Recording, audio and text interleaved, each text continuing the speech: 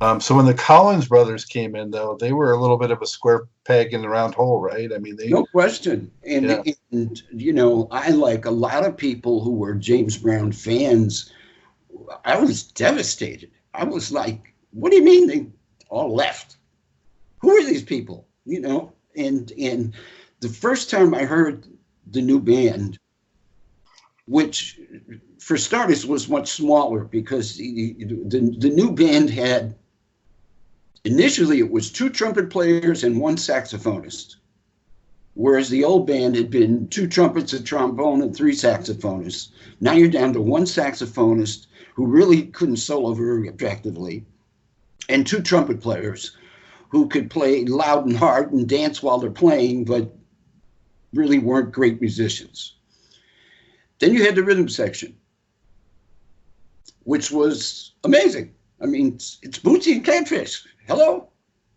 But the horns were terrible, and so much of James's music depended on these horn hits. I mean, they weren't difficult parts to play, but they were important to the excitement of the music. So, smart as he is, he very cleverly began to rearrange his music to emphasize the rhythm section and de-emphasize the horns because he realized they were weak.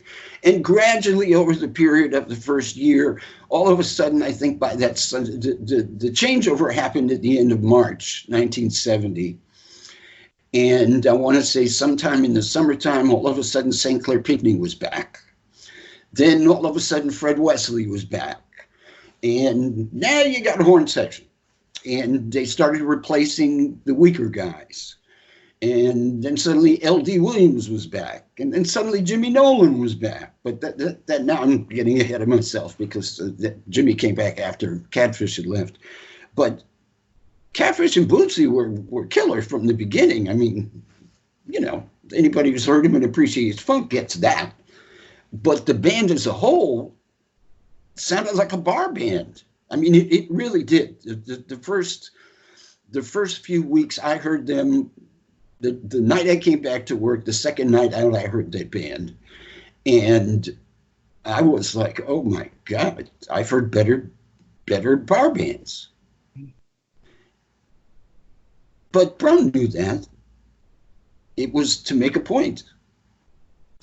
And the other point, for better or worse, was that it kind of, particularly when Bootsy and Catfish left a year later, they were only in the band for a year, from March 70 to March 71. At that point, because he said as much, that Mr. Brown made a decision not to seek out stellar musicians unless he was absolutely certain they were loyal. Because he realized that the better musicians were only going to use his band as a launching pad to get other gigs, that most of them wanted to be jazz cats and, you know, move on. There's some truth to that, but also a degree of paranoia too, I think. Sure, absolutely. Yeah. Absolutely. In his mind, and Fred Wesley has said the same thing, that it became a point where he wanted musicians where this was the best gig they were ever going to have. And he would just rehearse them to death to make sure they played. You know, they had to be good enough to play his music, of course. That's a no-brainer. But, you know, with the exception of the fact that Maceo Parker, who was very loyal, who came back a couple of times, and Fred Wesley, who was there to help put these JBs in shape, pretty much for the rest of his career, it was a collection of musicians that pretty much fit that definition, that like, okay, this is the best gig they're going to get. So they were there for 10, 20 years. And he didn't have those same problems with musicians outgrowing the band or outgrowing the paycheck or, you know, whatever it was that drove the original guys away. The musicians that he had from that point on, from the mid-70s on to the day he died, were great musicians for the James Brown band, but they weren't, with a few exceptions, weren't really going anywhere.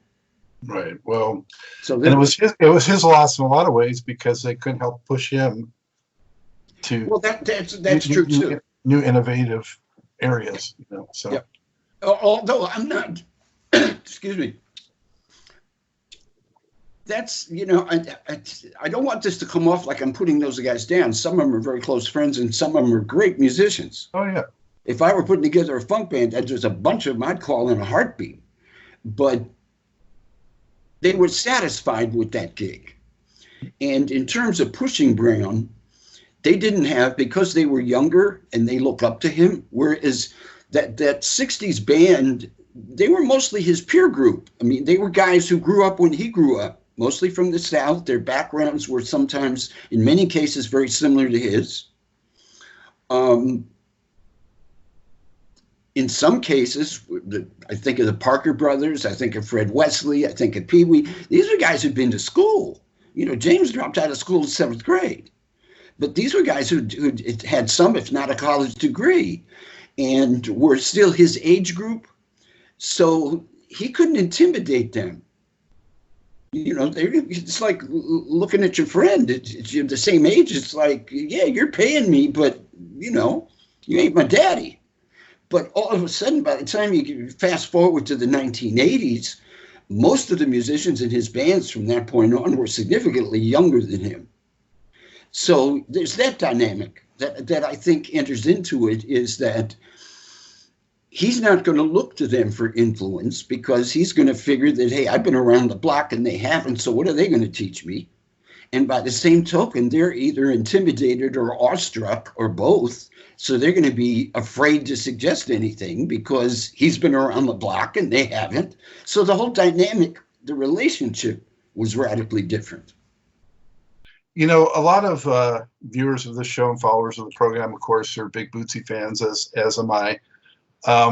Is there anything you can share with us that, was your impression? Obviously, you said he was amazing on the bass. That was evident right away. But as just a character, as a personality, maybe, the fact that he was, high a lot of the time, whatever. What were your impressions or your experiences with Bootsy at all at that time? Well, we didn't actually spend much time together because the band was, mind you, James was still doing like mostly one-nighters, working 5, sometimes 6 nights a week. So they were constantly on the road. My job was between the office, which was within the King Records complex in Cincinnati, and on the road. So what would happen is I was working out of the office usually Monday through Thursday, and then on Friday would fly out to wherever the show was, spend the weekend on the road with the show, usually traveling with Mr. Brown as opposed to with the band. I would ride the band bus maybe 5, 6 times a year, but not constantly. So they were kind of in one world and I was in another. By the same token, what we did share was the fact that we were kids. This was just like it was his first gig. I mean, he was a little bit younger than me, but not much. And, this was my first gig. This was his first gig. It's the first time he and his brother had been on the road with anything of substance. I mean, they'd done a couple of one-offs backing Hank Ballard and Marva Whitney in some clubs, but to be full-time on the road on the James Brown tour bus, which is on the highways 51 weeks out of the year, this was totally new for them. And Boosie's like 18, and I think I was 20. No, I was 21, 22, but still green as hell. So we were all just trying to adjust to this new life of sex, drugs, rock and roll. All of a sudden it's like there's girls in every town who want to meet the guys who work on the show, and there's, this and that and this and that. And of course, the bus was kind of divided between the smokers and the drinkers. And you got to remember, this is still, 1970. So you had the weed heads in the back, and that was all the young guys. And you had the gin drinkers in the front, or the rum drinkers, and they were, the older guys. And I was kind of in the middle. I was never much of a drinker, but I appreciated a little herb back in the day. So that kind of united us. But basically, they were so busy just trying to keep James Brown happy and enjoy the fruits of being on the road. And I was so busy trying to keep these shows sold out that we didn't really have much time to socialize. Once the show came down, I'm in the dressing room going over the box office settlements with Mr. Brown, and the band is getting on the bus or getting stoned or whatever they're doing, and I'm wishing I was with them. But that was my gig. So we didn't really spend that much time together. We spent a lot more time together when I went on the road with him years later. But I mean, we certainly connected because it was like, look at us, we're young guys, and we're in this, absurd world of playing in arenas before 10,000 people every night, and meeting pretty girls in every town, and it's like any school kid's dream. Did you ever worry that the draft might take you away from that dream you were living? I didn't worry about it. I had to deal with it. Absolutely. This is the Vietnam era when the draft was really aggressive. And let's just say I got a medical deferment without going into how it happened. But Okay. there were a couple of people in the band who were also classified 1A. And of course, that happened to me soon after I left school, because if you were in college, it's hard to explain to people who aren't familiar with the draft all these years later with the voluntary army now. But back then, if you were in college, you'd get a deferment. So as long as I was enrolled in college, I didn't have to worry about it. But as soon as I quit school to go to work for James Brown, I knew inevitably I was going to get reclassified 1A. And they were going to threaten to draft me and ship me off to Vietnam or whatever, which I wanted no part of. It was going into politics and all that shit. But there were three of us, two of the guys in the band. Frank Waddy's talked about this quite a bit, so he's been very open about it. But there were three of us who were ripe to get drafted that Mr. Brown somehow got us proper deferments. And we'll just leave it at that. Good enough. Yeah. I mean, I figured though that specter was kind of hanging over a bit. At that big time. Yeah. Big time.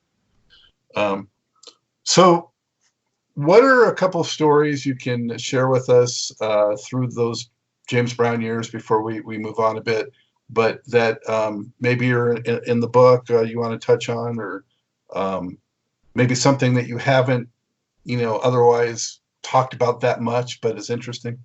Well, I think in one story, and there's tons of stories like this in the book, because that's really what I wanted to try to do, was just bring out what it was like behind the scenes, because it's easy to romanticize that stuff. And maybe I've even been doing it in this conversation, but it wasn't all sex, drugs, and rock and roll. It was a lot of work.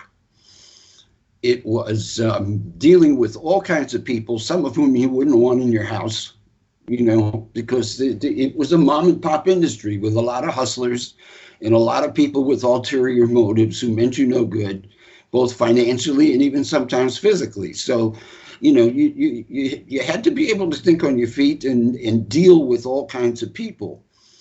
And the thing that I admired, and this goes back a little bit to our earlier part of our conversation about James Brown, that if people haven't done the research or seen, which I recommend them to see the HBO documentary that aired a few years ago called Mr. Dynamite, because it really does capture the James Brown that I knew. He kind of became, I hate using this word, but it's the right word, kind of a buffoon on the talk show circuit in the later years of his life. He'd come on David Letterman or Arsenio Hall or one of those shows and just kind of be, I don't want to say corny, but just say, hey, I feel good, and promote his latest record or whatever. But you never got the impression, if you're young and you only saw him in the 80s and 90s, that this was a razor sharp businessman who ran his business. And, we talk about him being impulsive and changing his mind and so on. But dude knew what he was doing. He was extremely knowledgeable about the industry. I mean, going to work for him at the time I did was better than college. There was nowhere you could learn the music industry better than at his feet. He knew every venue. He knew the capacity of every venue. He remembered what the ticket prices were when he played there last year, so as not to overprice them this year. He knew the police backstage at every venue. He knew how to, I'll give you an example. He knew how to drive from every airport in America to the venue, to the hotel, and to the local black radio stations in every town without getting directions, no maps, no GPS, no nothing. Dude knew. It astounded me when I went to work for him. He traveled by private jet. He owned his own little Learjet, excuse me, which only seated like 6 people. So it was him and a bodyguard and a valet. And occasionally on the weekends, I would fly with him. Or maybe he'd have the band leader fly with him so he could go over things, you know, in the flight after the show. And, you know, whatever was on his mind business-wise, whoever that involved, that's who ended up in the jet with him to talk business and get to the next town. So the usual routine was no limos. The routine was to have 2 rent-a-cars waiting on arrival on the tarmac, because your private terminals, private jet. And one would be like it might be a Lincoln Continental, or not even that. It could be an Oldsmobile or a Buick, but a sedan, you know, a 4-door car. Rent a car, like from Hertz or Avis or something. Nothing fancy. And then there would be a station wagon. And the routine was when the jet landed, he and whoever he wanted with him would jump into the sedan with James behind the wheel and take off. And either we'd go directly to the local black radio station to hype the night's show, or we'd go to the hotel, or most times we'd go straight to the venue because it would be late afternoon. And then the station wagon would wait back for Danny Ray or one of the other guys, whoever might be with him at the time, to unload the clothes and whatever else luggage was on board the jet, and would follow us by 5 or 10 minutes. And somehow we always got where we were going. But what amazed me is he knew his way around all of these damn cities. And some of these cities I'm visiting as the new kid on the block, I'm visiting for the first time. I'd never been to Charlotte, North Carolina. I'd certainly never been to Tulsa, Oklahoma. But damn if we didn't land in those cities, and dude would get behind the wheel and I'd be like looking for a map or something. And Mr. Brand, you know where we're going? And yeah, I have the address of the venue. Son, I know where I'm going. It was amazing. He knew every promoter. He knew the building managers. When we would do settlements, he'd always say, anytime we had a successful show in an arena, theater, what have you, he'd always say, did you tip the manager? Leave a tip with the manager. And we'd slip the manager of the building $50, $100. Now, this is 1970 money. So it doesn't sound like much, but in those days, most of those buildings were city-owned. And the guy who worked there would be a city employee who was getting a decent salary, but nothing outlandish. He was the kind of guy where $100 meant something. Well, they also controlled the bookings. So next time we're coming back to that building 9 months later or a year later, and we call to book a date, then just maybe we're going to get first shot at the good dates, meaning a Saturday or early in the month after all the checks flew, because you dealt with, you know, a lot of our consumer base was not well off financially. So our most successful shows were usually in the early part of the month. We knew when the Social Security checks flew and when the welfare checks flew. And we would book certain cities based around those dates. You know, depending on the demographic of that city. But it was also important to get availabilities in the venues. So having all the building managers on your side was an obvious benefit. In the same way, having disc jockeys was a benefit because they'd play your records maybe once more than the next guy's record. So he had this whole concept of marketing and promotion that was decidedly mom and pop in nature because that's what the business was. But he was light years ahead of everybody else because he knew exactly what he was doing and why he was doing it. And it astounded me. It really was like going to school. Which leads me to a story. In those days, he hardly ever canceled a show. Why? Because we were promoting our own shows. We're the ones who rented those buildings, booked and rented the buildings, paid for the advertisements. He was running the show in-house. So it was his money at stake. If he decided he didn't feel like doing a show, he took the loss. Not some other promoter, not some building manager, not Live Nation. It was him. So we didn't miss dates. If you saw an advertisement for the James Brown show in that era, he was going to be there. There was a show in Providence, Rhode Island on a Sunday. And for whatever reason, I wasn't on the road that weekend. I was home in Cincinnati, planning on a Sunday afternoon to watch a football game and just kind of chill. And assuming everything was okay, until that morning, Bobby Bird called me from a hotel in New York and said, "Mr. Leeds, I'm with Mr. Brown. You need to know, Mr. Brown's very sick." I said, "What do you mean he's very sick?" "He's in bed with the flu. He'd been up all night throwing up. I had to help him to and from the bathroom. He can't even walk. He got a high fever. He can't hold food down. I tried to give him a glass of water. He spit that out. This man got the flu and it's bad. He got bad flu." And I said, "Well, are we going to cancel the show?" He said, "I don't know what to tell you, Mr. Leeds, but the only thing I can tell you is if he can't do no show that shape he's in, he can't even get him to go to the bathroom." So I got leery and just, "Well, I'll call you back in a couple of hours."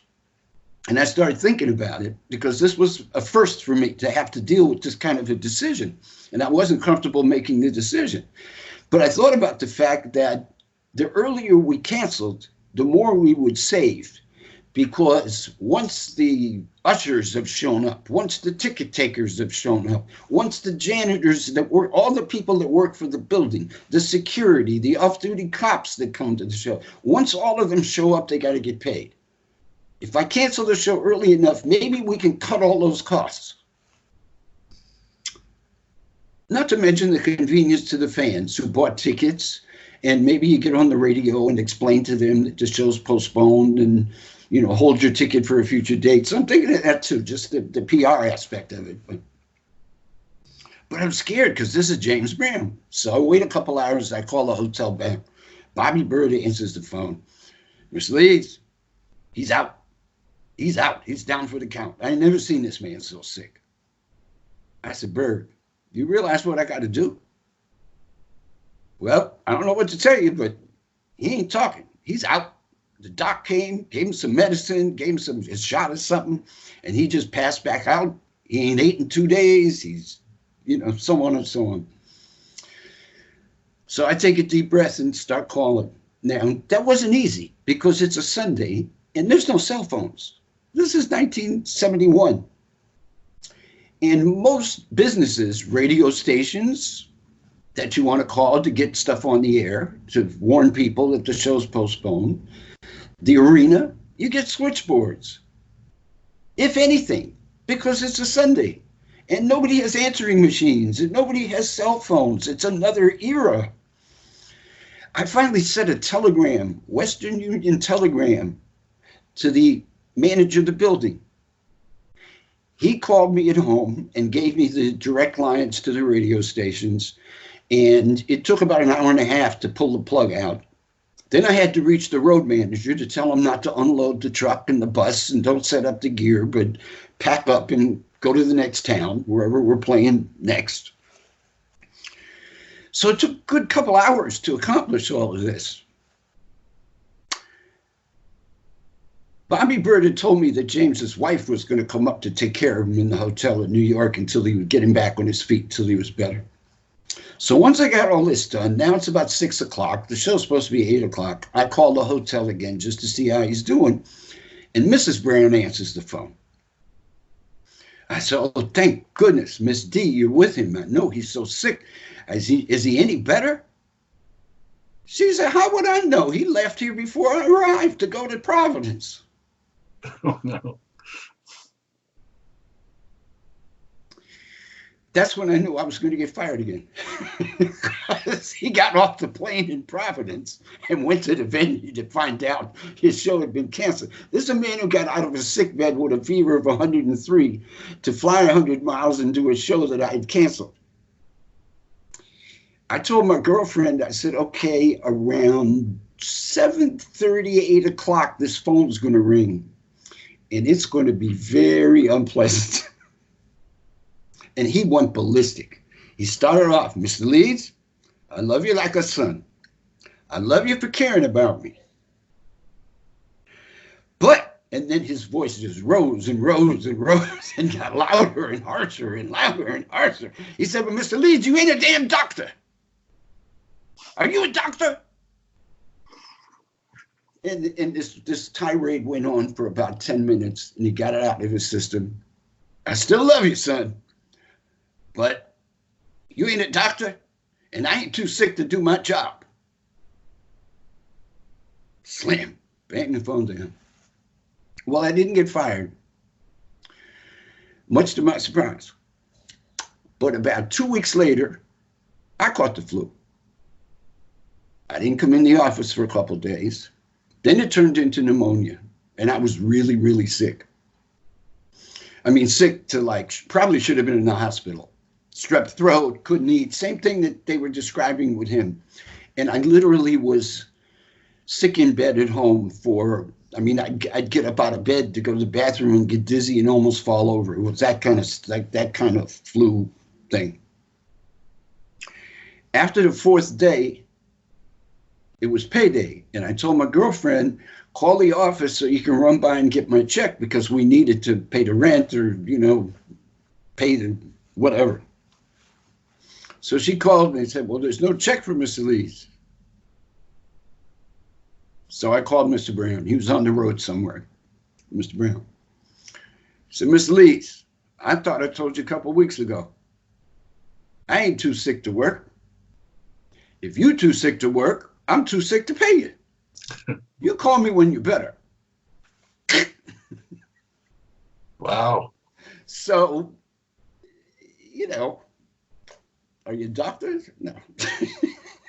we had another guy I worked with. His name was Bob Patton, God rest his soul, who really was kind of my mentor. He'd been working for Brown about a year longer than I did, and he taught me the ropes in the office and the whole office politics and how to deal with Brown and so on and so on. And at one point, Bob's wife, Vicky, was giving birth. The show was in New Orleans. I was with Mr. Brown in New Orleans at the venue, and he had expected Patton because I guess we had flown in for a meeting or something to go over business, whatever. But at any rate, Patton was in Nashville in the hospital with his wife who was giving birth that very evening. So Brown says, where's Miss Patton? I said, oh, he's in Nashville. His wife is in the hospital. Get him on the phone. So I found a payphone in the hallway outside the dressing room. Somehow found him. God knows how we did that in those days. I don't know. The joke in the old days was that a road manager's briefcase held two things, an ounce of weed and 10 rolls of quarters for the payphones. And that's actually pretty accurate. That's how it was back then. But somehow I found Patton. And so he gets on the phone. I said, wait a minute for Mr. Brown. So I overheard the conversation. And Mr. Patton, where are you at? Well, he knew, but he's going to act like he didn't. So Patton says, well, I'm in Nashville, Mr. Brown. I'm happy. Like, we're father of a brand new baby girl. Miss Patton, you a doctor? Your wife having a baby. She don't need you. She needs a doctor. I need you. You're supposed to be here. So what does this mean? That's hard line. That's as hard line as it gets. Yeah. It was, but I mean, this is a guy who, you know, he never took no for an answer, never met a challenge he didn't think he could overcome. And he just expected the same from everybody else. And you know, because he set the table, you really couldn't argue with him, because this was a guy who, if his wife was giving birth, he'd have been on stage somewhere getting paid. I mean, when his, God rest his soul, when his eldest son, Teddy, tragically died in a car accident, and James and Teddy were very close.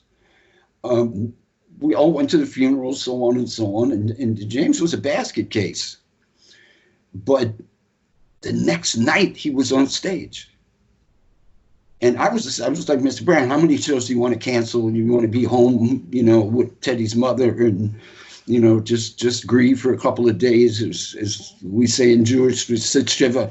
And Miss Leeds, I got to pay for that casket. We're going to Detroit tomorrow and do the show. And he did. I don't know how he did it, because it wasn't because he didn't care or he wasn't sensitive. I mean, he was a wreck, but he did the show. And so when you have that setting the example, you can't bullshit your way through stuff. You know, you just have to try to live up to that, because it's like he's setting the example. It was the same, and here's a segue. It was the same with Prince, who was equally demanding. He was less volatile, but equally demanding of your time and attention. But nobody worked longer hours or harder than Prince. He'd be the first one at a rehearsal and the last one to leave. And he'd wear the band out, and they'd be grumbling and looking at their watch, and they'd be hungry and, you know, tired, and he'd stay back and keep rehearsing by himself, and then go to the recording studio and stay up all night. So it's like you could never look at him and say, I'm tired, because this is a guy who's working twice as hard as you. How much with Prince do you think it was innate in him versus him knowing how James Brown ran things and kind of to try to emulate that a little bit, since, you know, obviously James Brown was one of his big idols as well. So yeah, I mean, he certainly was aware of it. I know that because I was basically hired by Prince based on a resume that had James Brown on it. He told Stephen Farnoli, get the guy with James Brown. If he can do James Brown, maybe he can do me. You know, so the implication being that James Brown is the taskmaster, so you can deal with him, and maybe you can deal with me. And that was in the middle of the 1999 tour, and he'd already been through at least 2 tour managers, I think, before I got there. So it was already renowned as a tough gig. But I just, you know, I had the training. So in that sense, he was right. It's like, if you can do James Brown, you can do Prince. And you had enough of a buffer between the two where you were okay to kind of take on that kind of similar situation again, I guess. Yeah. And the thing with Prince is, at least the first couple of weeks was easier, because you were told not to talk to him until he's used to you. You know, whereas James Brown was, to use one of Bootsy's favorite words, he was very loquacious, but you know, Prince was like, mum's the word. I mean, when he had to get comfortable with you before he would really say anything more than just hello, good morning, and that was just it. And the first 2 weeks I was on the road, that's about all I got out of him. I would come to the dressing room and say, it's time to go to the stage, give him his calls, do the things that the job required, but there was no casual conversation. The first day, it was a shake of the hands, welcome aboard. You know, that was it. Nothing. No small talk, no. Wow. I saw that tour at Long Beach. I don't know if you were. Yeah. You were? Okay. Michael was there. Fantastic. I mean, it had the time and Vanity and him. And Michael Jackson was backstage. You know, you knew that. He showed up at the Long Beach show. I didn't know that. But I was glad that I was able to see them before it sort of splintered, and, you know, the time wasn't kind of part of that anymore. But did you see those tensions kind of mounting? Were you, you know, close enough to instantly, because I came right after the flare up with Jimmy and Terry over the show they missed in Texas because they'd been recording in Atlanta, I guess with SOS Band or something, and So the shit had already hit the fan. So I mean, it was very obvious that the whole thing was, and his relationship with Vanity was kind of on the rocks. They really weren't together anymore as a couple. They were, they were friendly, and she would occasionally spend the night on his bus, but they weren't a couple, quote unquote. And were you already a Prince fan coming into that situation, or were you? Yes. Yeah. Strangely enough, a girlfriend had dragged me to a show on the Controversy tour, before which I had not been a Prince fan. I knew who he was, but it was, okay, Controversy's really funky. But I was a funk fan, straight ahead funk. I wasn't listening to rock and roll or punk or anything but old school funk and soul. And if anything, maybe my taste was a little old fashioned by then. I mean, we're talking 1980, 81. And what Prince was doing really wasn't that interesting to me until I heard Controversy, the song Controversy. That was the first one of his joints that I really, really, really liked. But still, I didn't realize he was this mega talented, gifted person. He was just another young guy with a couple of albums doing R&B in a falsetto that I thought was pretty formulaic until the Controversy album. I wasn't really familiar with Dirty Mind. So I was not a Prince fan. Girlfriend dragged me to the show. She happened to work for a radio station, so she literally had front row center. And I mean literally row one in the middle. So the first time I ever saw Prince was in the Stanley Theater in Pittsburgh from the front row. And I spent the night looking up at his crotch, which was not something that I was planning to do. Was he still wearing the bikini briefs? Yes, whatever it was. He in the trench coat on the Controversy tour. But I was blown out. It just changed my whole vision of what was to come. Because up until then, if you weren't George Clinton related, or Earth, Wind and Fire, or Kool and the Gang, Isley Brothers. I mean, that's the stuff I was into. And I didn't want to hear synthesizers playing horns. I wanted to hear horns playing horns. I certainly didn't want to hear that Lynn drum machine. I wanted to hear a real drummer, Right. So to me, it was like, I'm not interested in this. I wasn't even giving it a fair chance. But that show just completely destroyed me. I'm like, oh, shit, this guy's really got the goods. And equally important, the production was so good. I mean, his band was as tightly rehearsed as the classic James Brown band. It was, and I later learned this was the first stop on the tour. If you look at all the Pierre Nelson's books and Dwayne Tudor's books and all the books of trivia about Prince, the first Controversy show on that tour was Pittsburgh. And you would have thought they'd been on the road for 2 months because that show was just ironclad tight. The lighting impressed me because it was musical. It wasn't just a bunch of lights for effect, which was so typical in those days where early years of rock and roll lighting in the 70s. It was just a whole lot of effects just because half the audience was stoned. And then if you put on a good light show, it would enhance their high. But these lights were musical. It was like the lighting director was a member of the band. And everything about it just absolutely blew me away. And I remember saying to the girl, man, that's the kind of shit I want to be part of. And it was just one of those offhanded, remarks. So long and short of it is, I moved to New York right around that time, moved back to New York. It was back and forth between Pittsburgh and New York. And got a call to go on the road for KISS, the rock group, and took the gig. Now I'm a freelance tour manager, so it's like whoever calls first, that's where you're going, because otherwise you're sitting home not getting paid. So I did a tour with KISS, which was fun, primarily because I didn't have to sit and listen to the music. I just had to get them to the gig, get them settled, and then go off and prepare the hotel for their return. So it was a great gig.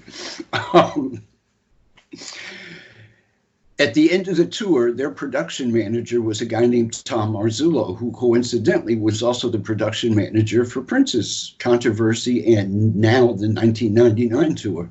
So I'm in catering, kicking it with Tom, and he says, "What are you doing after the Kiss tour?" And I said, "I don't go home and wait for the phone to ring." He says, "You got any interest in Prince?" Said they just got rid of their tour manager and they're looking for somebody, but you would just be running the tour and Prince's band, because Vanity Six has their own road manager and assistant, and the Time have their own. So all you got to do is worry about Prince's band. His bodyguard gets him around. You don't have to worry about his moves, and just the tour moves. You know, if you got to charter a flight or buses and hotels, the usual kind of travel related stuff. But the tour's been out long enough that you know, it should be pretty easy if you can deal with Prince. I said, hey, why not? So literally it was like Kiss tour one night, got on a plane, met the Prince tour, and got in their bus the next night. So it was from one to the other.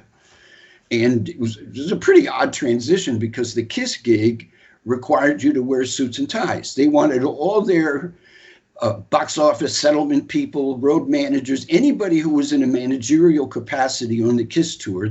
For all I know, they're still like this. They wanted them in a suit and tie, very Madison Avenue type. That was their thing. Go figure. Which was okay with me. James Brown was the same way. He always had to wear a dark suit and tie, even in the office. No casual clothes. So that's all I had with me on the road was a couple of suits and a bunch of button-down shirts. You know, real Brooks Brothers. And so I get off the plane and go to the venue where the Prince show is. Don't know a soul there except Marzullo, the production manager, and walk up the ramp backstage. I think it was in San Diego. And everybody's in sweats, jeans and sweats.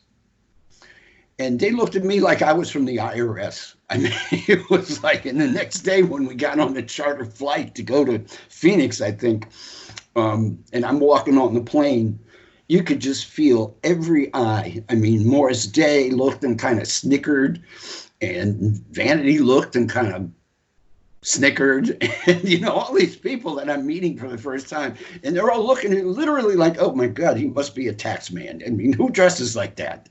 Everybody's in sweats. So I just realized I better get to the next town and buy some sweats in a hurry.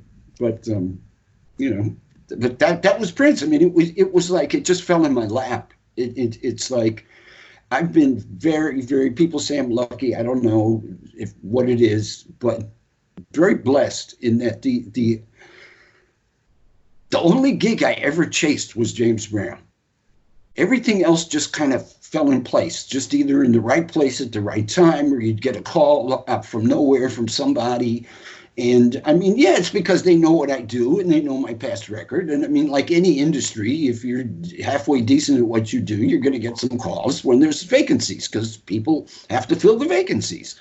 So, you know, once you've got a rep, it's all good. But I worked for all these people that I just would almost pay them to work for because they're right up my alley. And I never chased a one of them except James Brown. It's go figure. Wow.